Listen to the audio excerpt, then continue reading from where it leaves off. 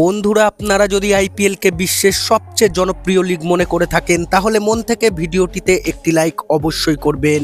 মাত্র 14 বছর বয়সেই আইপিএল এর দ্বিতীয় দ্রুততম সেঞ্চুরি হাঁকিয়ে হাহাকার ফেলে দিলেন গোটা ক্রিকেট বিশ্বে, গড়লেন নতুন বিশ্ব রেকর্ডও। কে এই ক্রিকেটার বিস্তারিত জানাবো বন্ধুরা, তার আগে ভিডিওটি পুরো দেখার আবেদন রইল এবং চ্যানেলে নতুন এসে থাকলে চ্যানেলটিকে সাবস্ক্রাইব করবেন।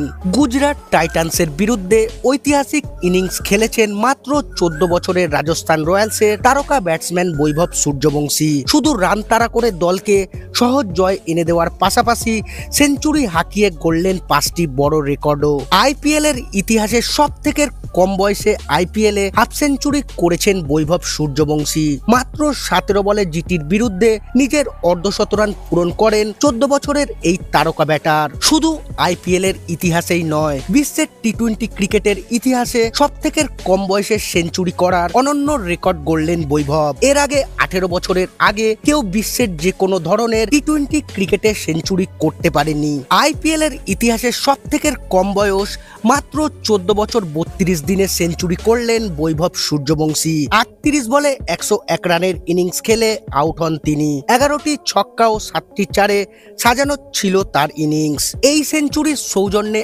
আইপিএল এর ইতিহাসে ভারতীয় ব্যাটারদের মধ্যে সবথেকে দ্রুততম 35 বলে সেঞ্চুরি পূর্ণ করলেন বৈভব সূর্যবংশী। এর আগে ইউসুফ পাঠান 37 বলে সেঞ্চুরি হাঁকিয়েছিলেন।